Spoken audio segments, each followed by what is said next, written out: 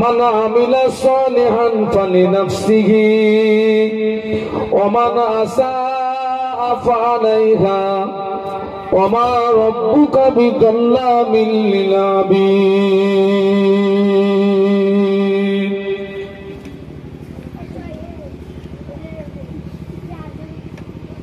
ক্বালা রাসূলুল্লাহি সাল্লাল্লাহু আলাইহি ওয়াসাল্লাম ইযা মাতাল ইনসানু ইনকাতা আনহু আমালুহু ইল্লা মিন সালাসাতিন ইল্লা মিন সাদকাতিন জারিয়াতিন আও ইলমিন ইউনতাফাউ বিহি أو ولد صالح يدعو له أو كما قال عليه الصلاة والسلام।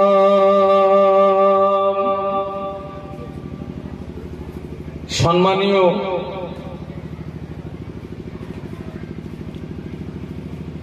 আপনাদের মসজিদের যোগ্য ইমাম সাহেব,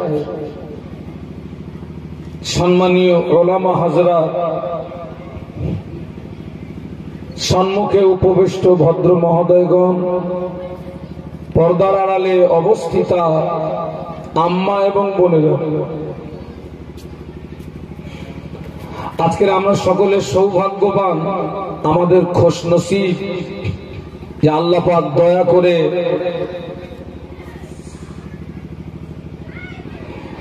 মাহফিল পর্যন্ত আসার তৌফিক দান করেছেন। ছেলেরা, যে গ্রামে মাহফিল হয়, যে এলাকায় মাহফিল হয়, ওই এলাকার সব মানুষ, ওই গ্রামের সব মানুষ মাহফিল পর্যন্ত আসতে পারে না বাবা। অনেক মানুষ কঠিন কঠিন রোগে আক্রান্ত হয়ে, কেউ হসপিটালে, কেউ নার্সিং হোমে, কেউ বাড়িতে বিছানায় শুয়ে পড়ে কান্নাকাটি করে। আল্লাহ পাক দয়া করে আমাদের মহান আল্লাহ দয়া করে আমাদের শারীরিক সুস্থতা দান করে মাহফিল পর্যন্ত আসার তৌফিক দান করেছেন। আমরা সকলে কৃতজ্ঞতা প্রকাশে মহব্বতের সঙ্গে একটু উচ্চ আওয়াজে বলি আলহামদুলিল্লাহ। প্রিয় নবীর মাজার মুকদ্দাসে জানাই অসংখ্য দরুদ এবং সালাম। আমরা সকলে অন্তরের অন্তরস্থল থেকে বলি সাল্লাল্লাহু আলাইহি ওয়াসাল্লাম। এ বাবা, ছেলেরা একটা চিলিপছি, আমরা তো চিলিপছি।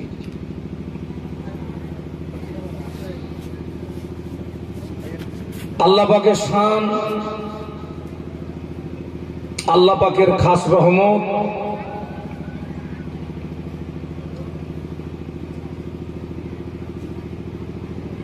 এখন প্রতিটা গ্রামে গ্রামে, মহল্লায় মহল্লায় আল্লাহ পাকের শান মাহফিল হচ্ছে, ইসালে সব হচ্ছে, নবী দিবস উদযাপিত হচ্ছে, মুহররম উপলক্ষে মাহফিল হচ্ছে। আল্লাহ পাকের খাস রহমত।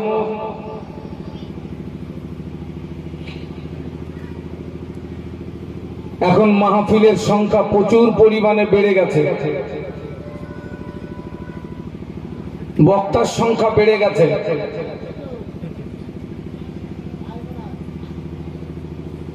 তবে বাবা,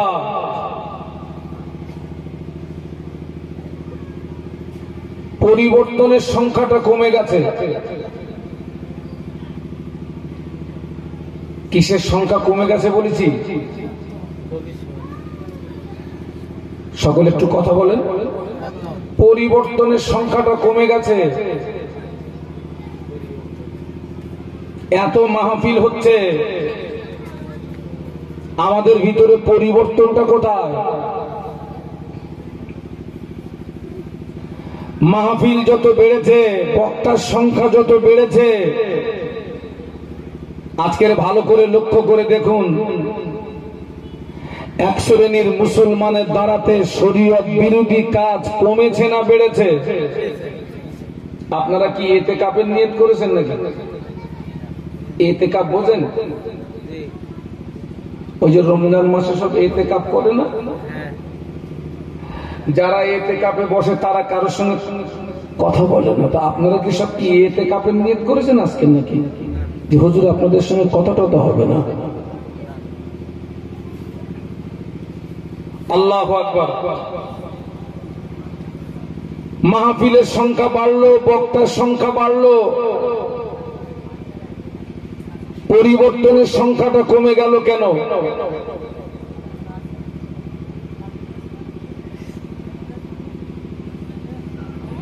আপনাদের চেহারায় সাক্ষী দিচ্ছে, আপনারা সকলে আমার ফুরফুরা শরীফের আলা হযরত মুজাদ্দেদে জামান দাদা হুজুর পীর কিবলা রহমাতুল্লাহ আলাইহির সিলসিলার মোহাব্বতের মানুষ তো নাকি? আলহামদুলিল্লাহ, আমি আপনাদের সাথী। আমার পীর মুজাদ্দেদে জামান আবু বকর সিদ্দিক রহমাতুল্লাহ আলাইহি, আমার মুজাদ্দেদে জামানে 5 কলিজার টুকরা, 5 কলিজার টুকরার ভিতরে যিনি হচ্ছেন কাইয়ুমুজ্জামান। এটা চালতা বেরিয়া তো। কাইয়ুমুজ্জামান কোন হুজুরকে বলা হতো? এই বলতে না বললে হজ করবো না, বাড়ি চলে যাবো। কাইয়ুমুজ্জামান, এই মারো মারো মারো মারো মারো।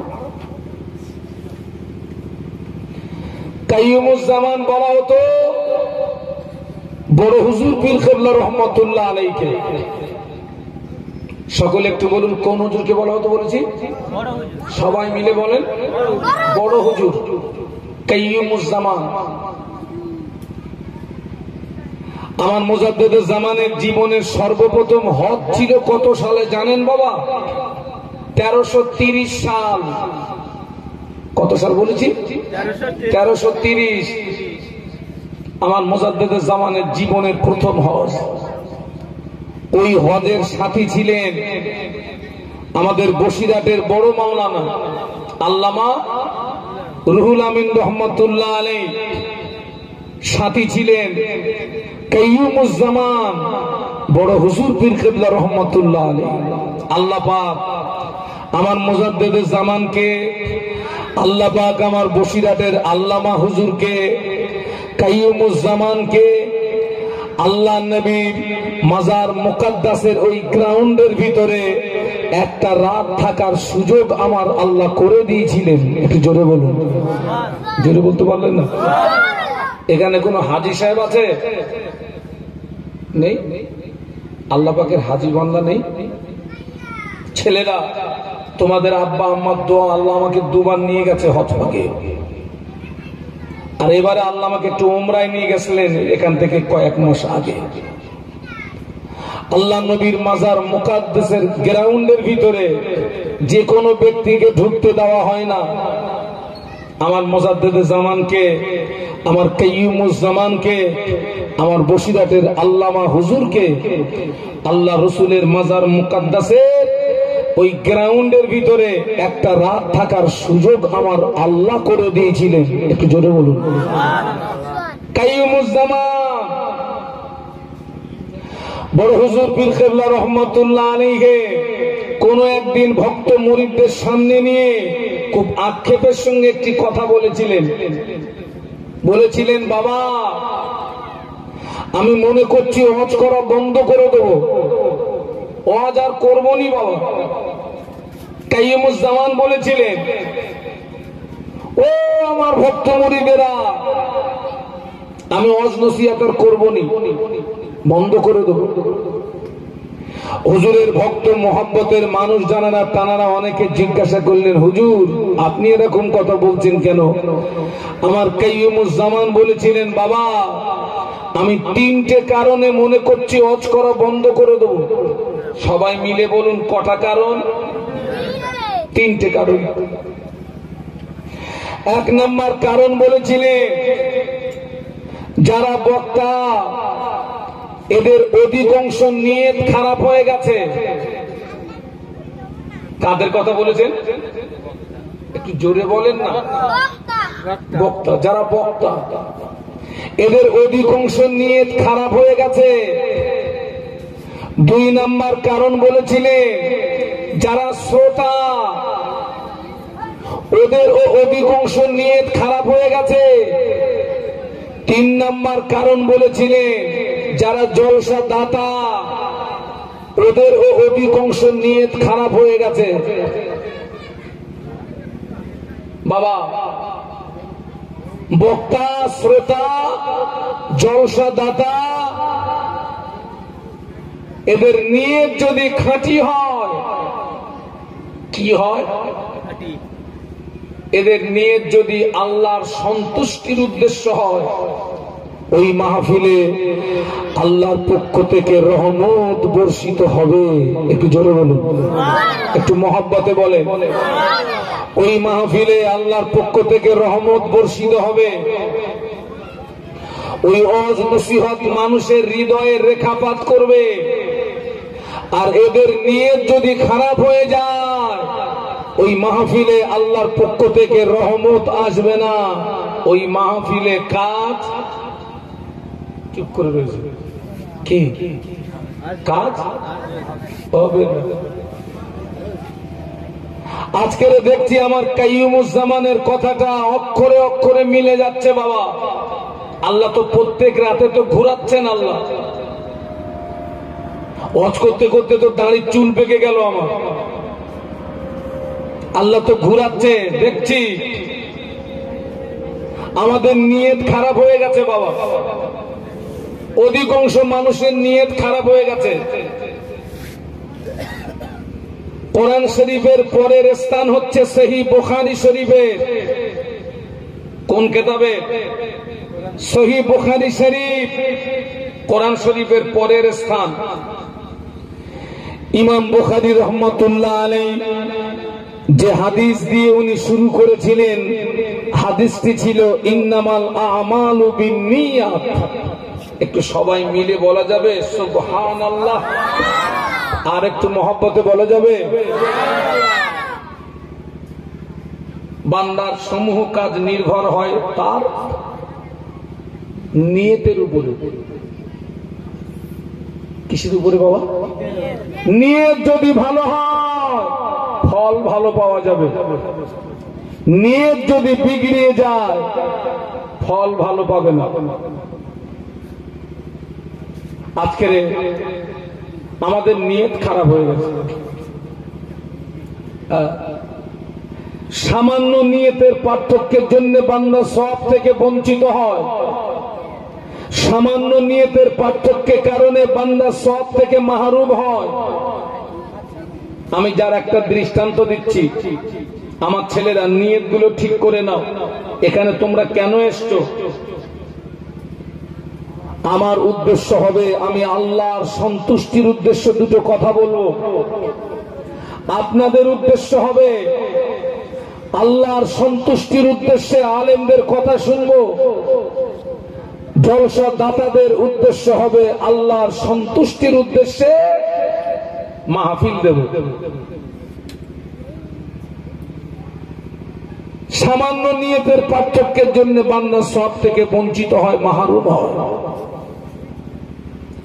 একজন ব্যক্তি বসবাসের জন্য ঘর বানাচ্ছেন। তিনি হেড মিস্ত্রিকে ডেকে বললেন, ভাই আমার ঘরের দক্ষিণ দিকে একটা জানালা রেখো, আমার ঘরে যেন দক্ষিণে বাতাস প্রবেশ করে। আর একজন ব্যক্তি ঘর বানাচ্ছেন, মিস্ত্রিকে ডেকে বললেন, ভাই আমার ঘরের দক্ষিণ দিকে একটা জানালা রেখো, ফজরের আজানটা যেন শুনতে পাই। একটু জোরে বলুন, একটু মহব্বতে বলা যায় না? তকবীর দেন তো, নারায়ে তাকবীর। এই ছেলেরা জোরে বলো না, নারায়ে তাকবীর। আগা এ দুজনের নিয়ত কি এক? একজনের নিয়ত বাতাস পাওয়া, আর একজনের নিয়ত আজানের আওয়াজ শোনা। যিনি বাতাস পাওয়ার উদ্দেশ্যে জানালা রেখেছেন,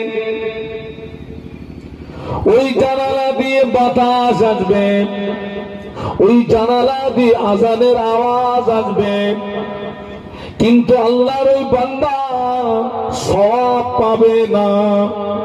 যিনি আজান শোনার জন্য জানালা রেখেছেন, নিয়তটা ভালো হওয়ার কারণে ওই জানালা দিয়ে আজানের আওয়াজ আসবে, বাতাস আসবে, নিয়তটা ভালো হওয়ার কারণে আল্লাহ পাক ওই বান্দার নামায় আমলে আল্লাহ পাক সওয়াব দান করবে। একটু মহব্বতে বলুন না সুবহানাল্লাহ। আমাদের নিয়ত খারাপ হয়ে গেছে বাবা। আজকে আপনি লক্ষ্য করে দেখেন, অধিকাংশ মাহফিল গুলো হচ্ছে প্রতিযোগিতামূলক। বাস্তব বলছি না বাস্তব বলছি? অধিকাংশ মাহফিল হচ্ছে কি প্রতিযোগিতামূলক। নিয়ত খারাপ হয়ে গেছে। আল্লাহ আমাদেরকে হেদায়েত নসিব করুন, বলুন আল্লাহুম্মা আমিন। আল্লাহ রাসূল কি বলছে শুনুন। তবে চলুন একটু মদিনা থেকে ঘুরে আসি। দরুদ শরীফ আল্লাহুম্মা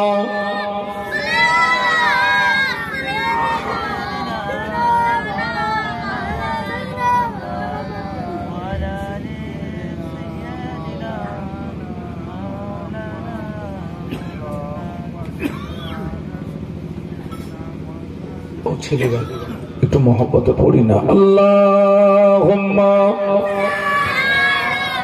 সাল্লি আলা সাইয়্যিদিনা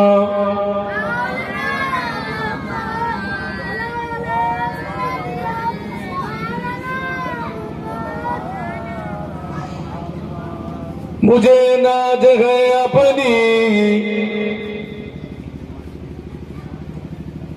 खुशकिस्मती पर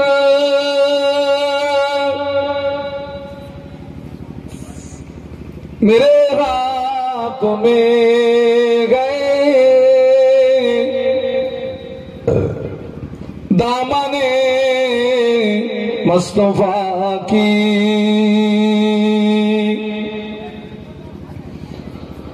नगम है फुआर का न तूफा का परोआ मैं डूबूंगा फिर भी किनारा करूंगा। अल्लाहुम्मा पढ़ो बाबा।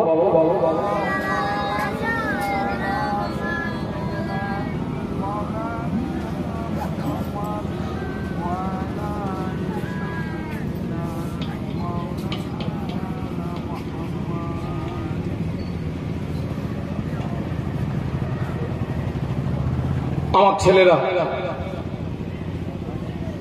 আল্লাহ রাসূল কি বলছে শুনুন।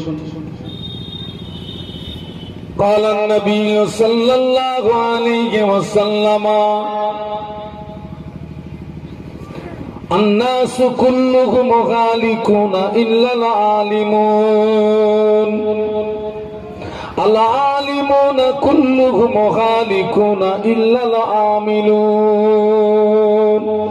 العاملون كلهم هالكون إلا المخلصون। একটু সবাই জবান খুলে বলুন আল্লাহু আকবার। আহারে এতগুলো মানুষ, একটু জবান খুলে বলি না আল্লাহু আকবার। না হয়নি, আরো আওয়াজ তুলুন, বলুন আল্লাহু আকবার।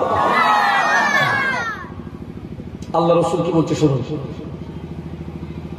ও আমার মায়েরা, আল্লাহ নবী বললেন সমস্ত মানুষ ধ্বংস হয়ে যাবে, সমস্ত মানুষ বরবাদ হয়ে যাবে, সমস্ত মানুষ নাস্তে নাবুদ হয়ে যাবে, কেবলমাত্র আলেমরাই নাজাত পেয়ে যাবে।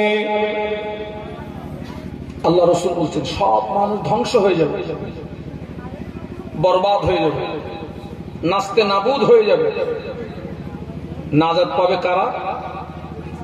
একটু কথা বলেন। আলেম। কার কথা বলছি?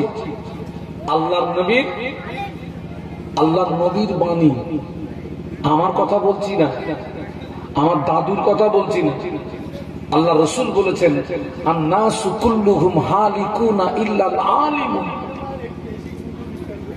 আল্লাহ নবী বললেন সব মানুষ ধ্বংস হয়ে যাবে, বরবাদ হয়ে যাবে, নাস্তে নাবুদ হয়ে যাবে। কেবলমাত্র নাজাত পাবে কারা? আলেম। আলেম নাজাত পেয়ে যাবে। বাবা, কথাটা শুনে আপনাদের মনে একটা ভয় এসে যাচ্ছে যে হুজুর তাহলে আপনারাই শুধু নাজাত পাবেন আর আমরা সব ধ্বংস হয়ে যাব, আমরা সব বরবাদ হয়ে যাব। ঘাবড়ানোর কোনো কারণ নেই। এই মাহফিল আমাদের বাঁচার ডাক দিয়েছে। আমিও বাঁচতে এসছি, আপনারাও বাঁচতে এসছেন। আপনাদের বাঁচানো হবে, বলুন ইনশাআল্লাহ। আপনাদের বাঁচানো হবে। আলেম নাজাত পেয়ে যাবে। এটাকে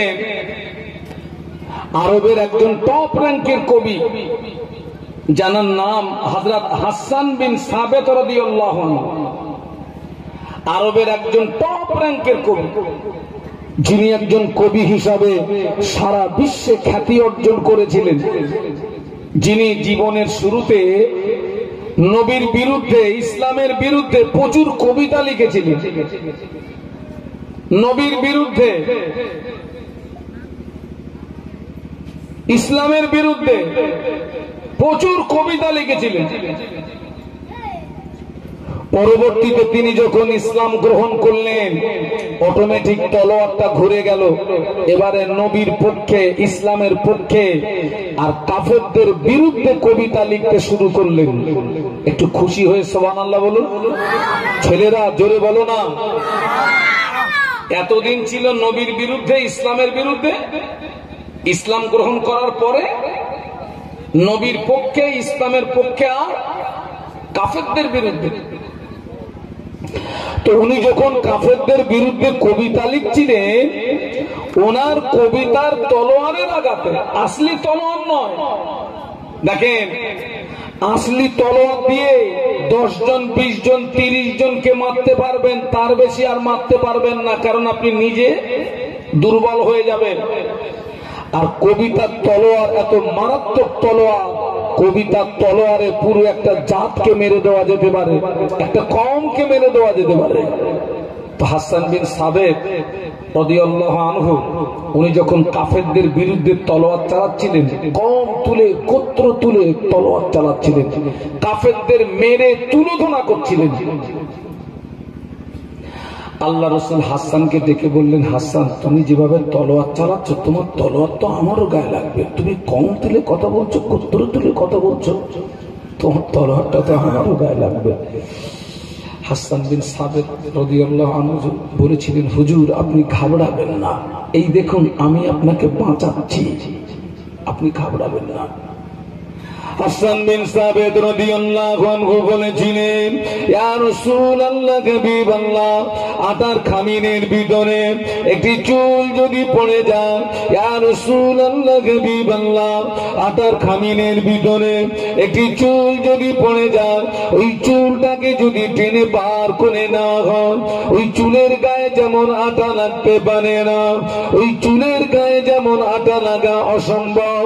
ইয়া রাসূলুল্লাহ, হাবিবাল্লাহ, আমি কম তুলে তলোয়ার চালাচ্ছি ঠিকই, আমি গোত্র তুলে তলোয়ার চালাচ্ছি ঠিকই, ইয়া রাসূলুল্লাহ, হাবিবাল্লাহ, আমি আপনাকে ওই রকমই চুলের মতো টেনে বার করে নেব, আমার তলোয়ারের আঁচ আপনার গায়ে লাগবে না।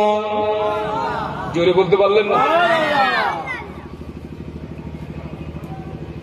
তা আল্লাহ রসুল বলেছেন সব মানুষ ধ্বংস হবে, নাজাত পাবে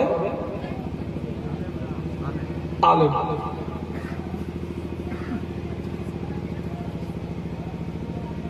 দেখেন এই আপনারা এখানে যারা বসে আছেন, আপনারা কিন্তু সাধারণ মানুষ না, আপনারাও আলেম।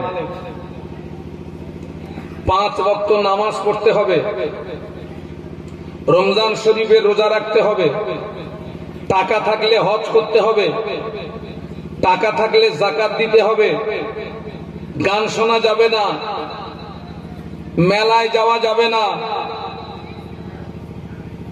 জুয়া খেলা যাবে না, লটারির টিকিট কাটা যাবে না, গাঁজায় দম দেওয়া যাবে না, সুদ খাওয়া যাবে না, মদ পান করা যাবে না, জেনা ব্যভিচারী করা যাবে না, আল ঢালা যাবে না, ডোব ঢালা যাবে না।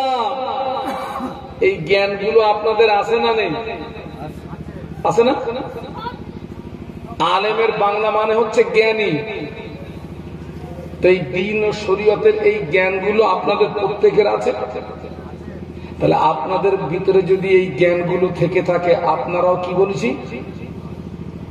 আলেম। আপনারা শুধু আলেম না, আপনারা সব মুফতি। হ্যাঁ, এখন যদি ফতোয়া ফরাজের দরকার হয়, ওই চাঁদ দোকানে যাবেন। এই চাঁদ দোকানে মুফতি থাকে না? থাকে না বাবা? তাহলে আপনারা আলেম। আর রসুল বলেছেন সব মানুষ ধ্বংস হবে, আলেম নাজাত পেয়ে যাবে। রসুলের হাদিস অনুযায়ী আপনারাও আলেম, আপনারাও নাজাত পেয়ে গেলেন। একটু জোরে বলা যাবে সুবহানাল্লাহ? এই ছেলেরা জোরে বলা যাবে? তাকবীর দাও, নারায়ে তাকবীর। কিন্তু রাসূলুল্লাহ আরেক ধাপ এগিয়ে গিয়ে বলছেন আলেম নাজাত পাবে না।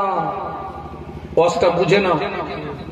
আমি কিন্তু উদর পিণ্ডি বুদর ঘাড়ে দেওয়া ছেলে না, উদর পিণ্ডি বুদর ঘাড়ে। আল্লাহ নবী আরেক ধাপ এগিয়ে গিয়ে বলছেন আলেম নাজাত পাবে না। একটু আগে কি বলেছেন? আলেম নাজাত পাবে। আর এবারে বলছেন আলেম পাবে না। আল্লাহ নবী বললেন আল্লাহ আমিলুনা, আল্লাহ নবী বললেন আল্লাহ আলিমুনা কুল্লুহুম খালিকুনা ইল্লা আল্লাহ আমিলুন। আল্লাহ নবী বললেন সমস্ত আলেম ধ্বংস হয়ে যাবে, আলেম বরবাদ হয়ে যাবে, আলেম নাস্তে নাবুদ হয়ে যাবে। কেবলমাত্র আমলকারীরাই নাজাত পেয়ে যাবে।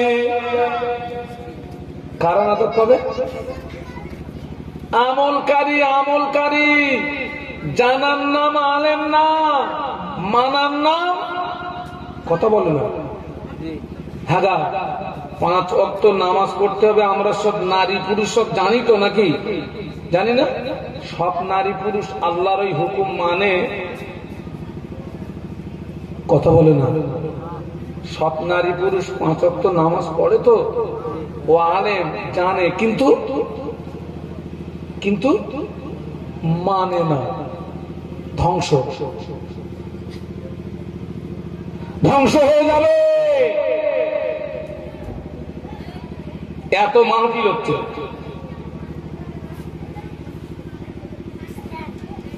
এত মাহফিল হচ্ছে। ও জানে নামাজ পড়তে হয়, ও জানে মেলায় যাওয়া যায় না। মুসলমানের ছেলেরা, মুসলমানের মেয়েরা এখন এই শীতের সময় সব মেলা হয় না? আপনাদের এলাকায় হয় এখন মেলা টেলা হচ্ছে? আমার মুসলমানের ছেলেরা যায় না? যায় না? মুসলমানের মেয়েরা যায় না? যায় না? ও জানে ওই জায়গাটায় যাওয়া যায় না, কিন্তু তারপরে হাজির হলো, জানে কিন্তু মানে না। কি হয়ে যাবে? ধ্বংস ধ্বংস। আমার সমাজে অনেক মুসলমান আছে, অনেক জওয়ান যুবক আছে, সারা জীবন শুনেছে, সারা জীবন শোনার পরেও বছরে 2 দিনের বেশি নামাজ পড়ে না। শুধু 2টো ঈদের নামাজ পড়ে, জুমার নামাজ পড়ে না, 5 ওয়াক্ত নামাজ পড়ে না। আছে না নেই?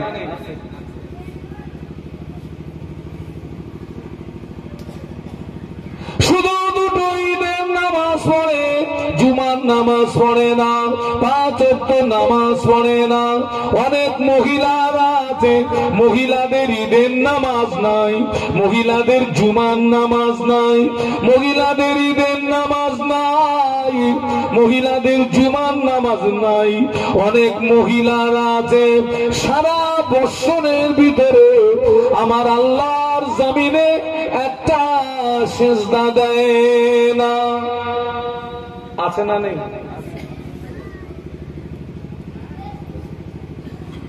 সারা বৎসরে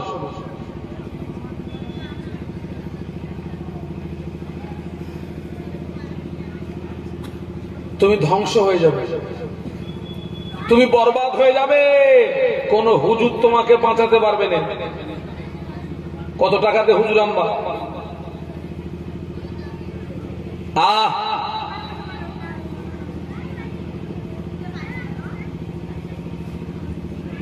এখন তো আবার অনেক অনেক গ্রামে গিয়ে শুনতে পাচ্ছি, বলছে হুজুর আমাদের গ্রামে এমনও মুসলমান আছে ও সারা বছরের দুটো ঈদের নামাজও পড়েনি, ঈদের নামাজও পড়ে না, পুরো নাস্তিক।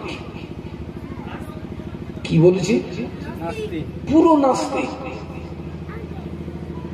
আপনি আশ্চর্য হয়ে যাবেন, আমার সমাজে অনেক মুসলমান আছে কবরের আযাব বিশ্বাস করে না। মানেন কথা, মানেন? কবরের আযাব বিশ্বাস করে না, ও পুরো নাস্তিক।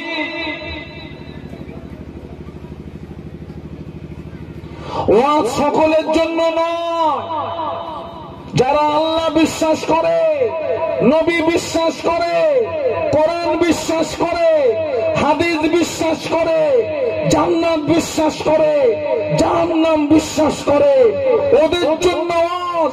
যারা আল্লাহ বিশ্বাস করে না, নবী বিশ্বাস করে না, কোরআন বিশ্বাস করে না, হাদিস বিশ্বাস করে না, জান্নাত বিশ্বাস করে না, জাহান্নাম বিশ্বাস করে না, ওই জন্তুদের জন্য ওয়াজ নয়। ঠিক বলছি না ভুল বলছি?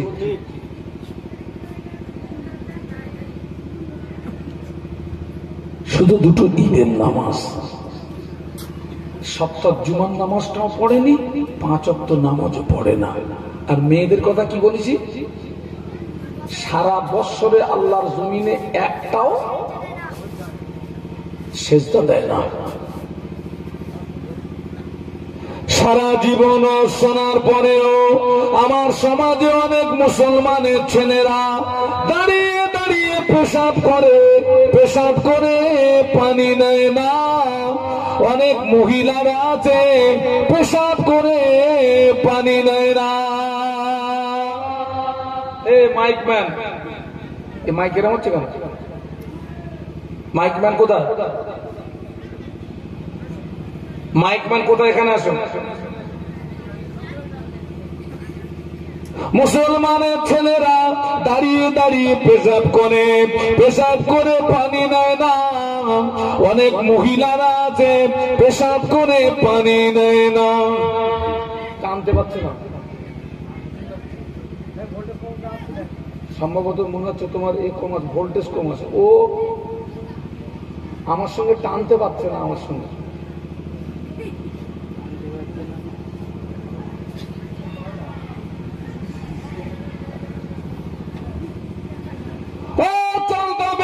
যুবকেরা, ও চালতা বেড়িয়ার মায়েরা, ও চালতা বেড়িয়ার বোনেরা, আমরা জন্মেছি মানে মারা যাব, মারা যাব মানে কবরে যাব।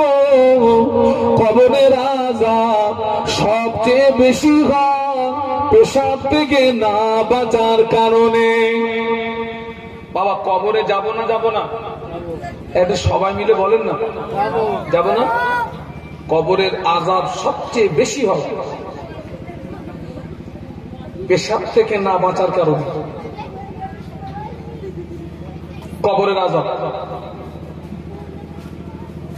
এখানে দেখছি, আমার অনেক যুবক ভাইদেরকে দেখছি। আমি তোমাদের ভাই মোহাম্মদ শাহানুর আলম প্রত্যেককে সতর্ক করে দিয়ে যাচ্ছি, বাবা পেশাব থেকে সাবধানতা অবলম্বন করবে, ইস্তেঞ্জা করবে বসে বসে করবে, ইস্তেঞ্জা করে পানি নেবে, পানি না পাও ঢিল দিয়ে কুলুপ করবে, নইলে তোমার কবরে দাউ দাউ করে আগুন জ্বলবে, কোনো হুজুর ঠেকাতে পারবে না, কোনো হুজুর ঠেকাতে পারবে না।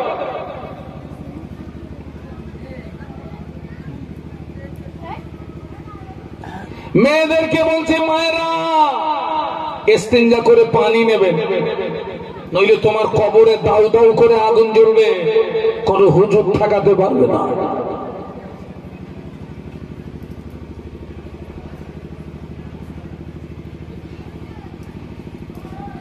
আমরা নবীকে ভালোবাসি তো নাকি? জান দিয়ে ভালোবাসি না? এটা আমাদের মৌখিক দাবি, প্র্যাকটিক্যালে কোথায়? আমাদের নবী হচ্ছেন, প্রত্যেকটা নবী হচ্ছেন বেগুনা মাসুম। একটু জোরে বলুন। ও ছেলের একটু জোরে বলতে পারলেন না বাবা? প্রত্যেকটা নবী বেগুনা, কোন নবীর কোন গুনাহ নাই। এটা হচ্ছে সুন্নাত ওয়াল জামাতের আকীদা। আকীদা মানে বিশ্বাস। প্রত্যেকটা নবী হচ্ছেন বেগুনা মাসুম, নবীদের কোনো গুনাহ নাই। আহা, আমাদের নবী বেগুনা মাসুম হওয়া সত্ত্বেও আমাদের নবী বসে বসে না, আমাদের নবী দাঁড়িয়ে দাঁড়িয়ে দাঁড়িয়ে দাঁড়িয়ে আল্লাহ নবী এত নামাজ পড়তেন, আল্লাহ নবীর কাদাম মোবারক দুটো ফুলে পেটে রসানি করিয়ে যেত। আমাদের নবী বসে বসে না, আমাদের নবী দাঁড়িয়ে দাঁড়িয়ে দাঁড়িয়ে দাঁড়িয়ে এত নামাজ পড়তেন, আল্লাহ নবীর কাদাম মোবারক দুটো ফুলে পেটে রসানি গড়িয়ে যেত। সাহাবীরা জিজ্ঞাসা করেছিলেন, ইয়া রাসূলুল্লাহ, হাবিবাল্লাহ, আল্লাহ পাক আপনাকে বেগুনা মাসুম করে পাঠিয়েছেন, হুজুর আপনি এত নামাজ কেন পড়েন? আপনার কাদাম মোবারক দুটি ফুলে পেটে রসানি গড়িয়ে যান। আল্লাহ নবী জবাব দিয়েছিলেন, ও আমার সাহাবীরা, যে আল্লাহ আমাকে নবী বানালেন, যে আল্লাহ আমাকে রাসূল বানালেন, যে আল্লাহ আমাকে এত ইজ্জতের হকদার করলেন, আমি কি ওই আল্লাহ পাকের ইবাদতের ভিতর দিয়ে কাল কিয়ামতের ময়দানে কি তার শুকর গুজার বান্দাদের দলভুক্ত হয়ে কি উঠবো না? ও আমার সাহাবীরা, আমি আল্লাহ নবী তোমাদের বলছি, তোমরা সকলে আল্লাহ পাকের ইবাদত তেলাওয়াতে মশগুল হয়ে যাও।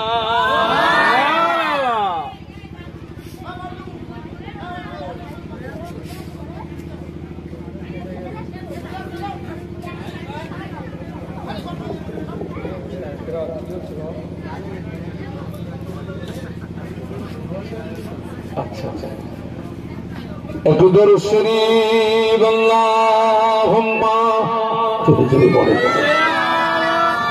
সাইয়্যিদনা মাওলানা মুহাম্মদ আলালে সাইয়্যিদনা মাওলানা। ও ছেলেরা একটু জোরে জোরে পড়ো না। আল্লাহুম্মা সাল্লি আলা